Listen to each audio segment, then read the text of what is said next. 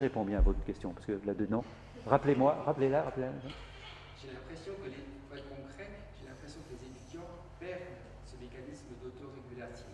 Ils ne peuvent pas le perdre. Ils continuent dans leur rêve d'être vétérinaire, par exemple, et ils font aucun effort d'apprentissage. Ils ont l'impression que vétérinaire, ça va leur tomber comme ça.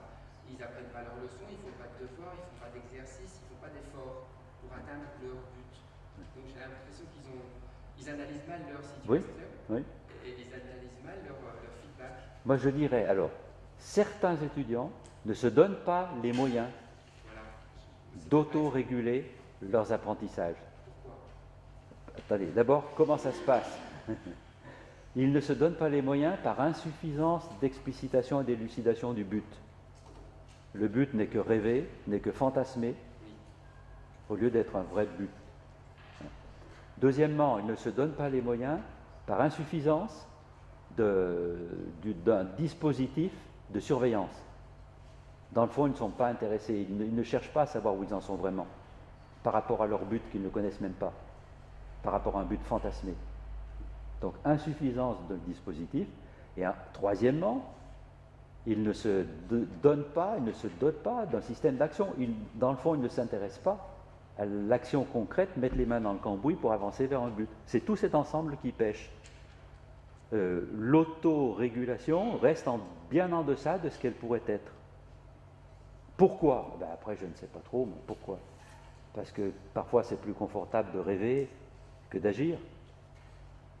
Parce qu'on préfère rester dans le brouillard.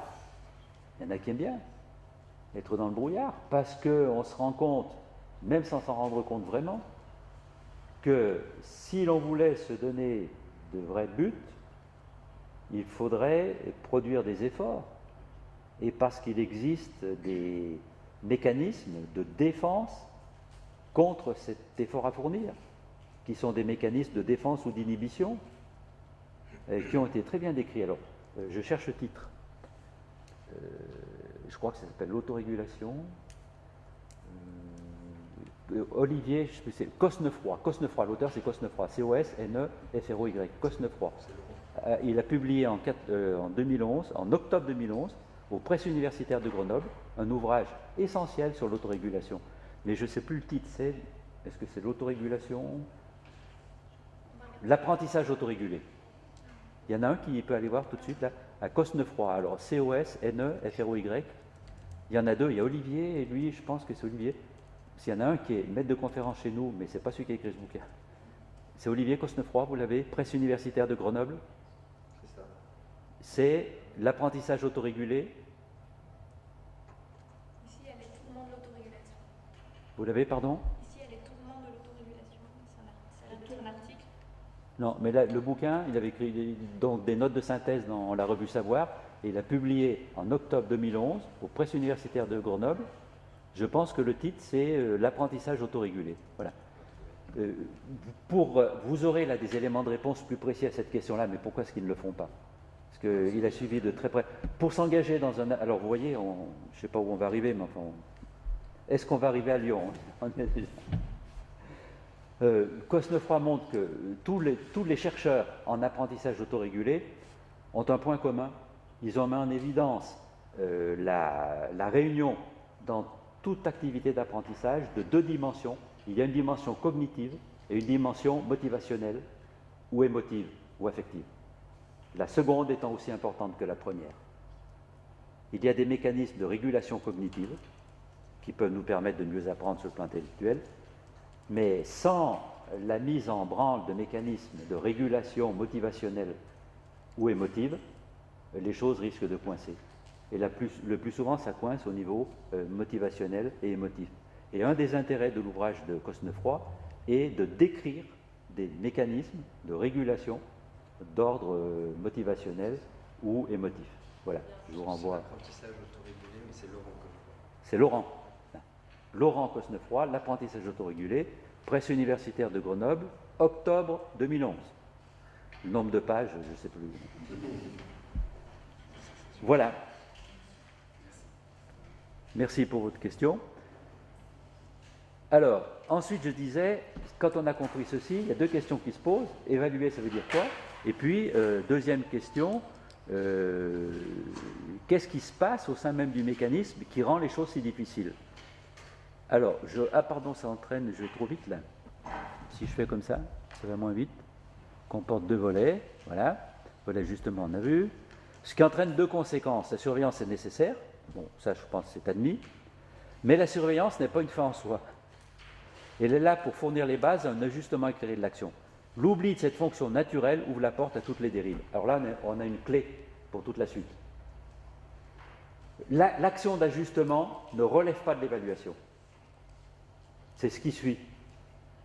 Mais l'évaluation s'arrête avant. Elle éclaire cette action d'ajustement, le deuxième mouvement d'ajustement. Il faut inventer, il faut trancher, il faut décider d'action. L'évaluation, au mieux, va m'avoir éclairé, mais en aucun cas ne me dicte ou ne me tourne vers des ajustements qui seraient évidents et qui pourraient être inscrits dans des relations de cause à effet avec l'évaluation. L'évaluation éclaire, il faut inventer après les actions.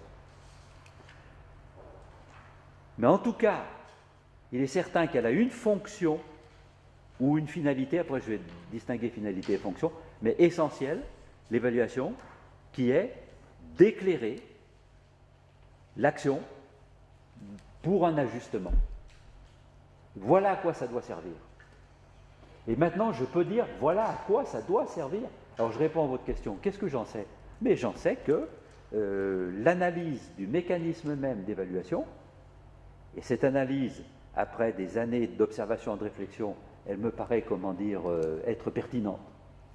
Alors, qui analyse mieux le disent, mais je l'ai confronté à tous les modèles proposés par des collègues de ces 50 dernières années, on arrive tous il y a consensus sur cette analyse-là. Et cette analyse nous montre que l'évaluation a pour sens d'éclairer une action sociale. Que si elle n'éclaire pas une action sociale, elle ne sert pas grand-chose. Si elle va pouvoir servir à humilier les gens, à éliminer ceux dont on ne veut pas, etc., à justifier les répartitions de crédit, mais voilà. Je ne vais pas dans le bon sens. Là, pour avancer, c'est celui-ci. Je retombe sur la première question. Qu'est-ce que l'évaluation? Alors maintenant, je peux aller plus vite. Je pense que tout le monde a compris que c'était la production d'un jugement d'acceptabilité. Évaluer, c'est dire dans quelle mesure une situation est acceptable. Par référence à quoi? À des attentes. Dans le champ éducatif, évaluer revient à apprécier un service formatif rendu par rapport à un service formatif attendu. C'est comme en médecine. On dérembourse des médicaments au motif que le service médical rendu n'est pas suffisant. Eh bien, pourquoi pas? Une des actions d'ajustement possibles après l'évaluation peut être de refuser ce service. On ne va plus faire de stage projet.com. Pourquoi? Parce qu'on aura vu que ça ne correspond pas au service formatif attendu. Mais nous comprenons bien que pour évaluer les stages et les actions de projet.com, il faut être au clair sur le service formatif attendu. Il n'y a de service rendu que par rapport à un service attendu. Ainsi, par exemple, évaluer un élève, c'est dire si son comportement scolaire manifeste est acceptable par référence à un comportement scolaire attendu. Qu'est-ce qu'on a en droit d'attendre d'un élève? Tout. Qu'il respecte les autres, qu'il récite un poème appris par cœur, qu'il lise un texte de plusieurs pages, qu'il résolve un problème de proportionnalité. J'en ai un qui a été posé à l'ancien ministre. J'ai déjà oublié le nom de l'ancien ministre, le précédent. Châtel. On lui a proposé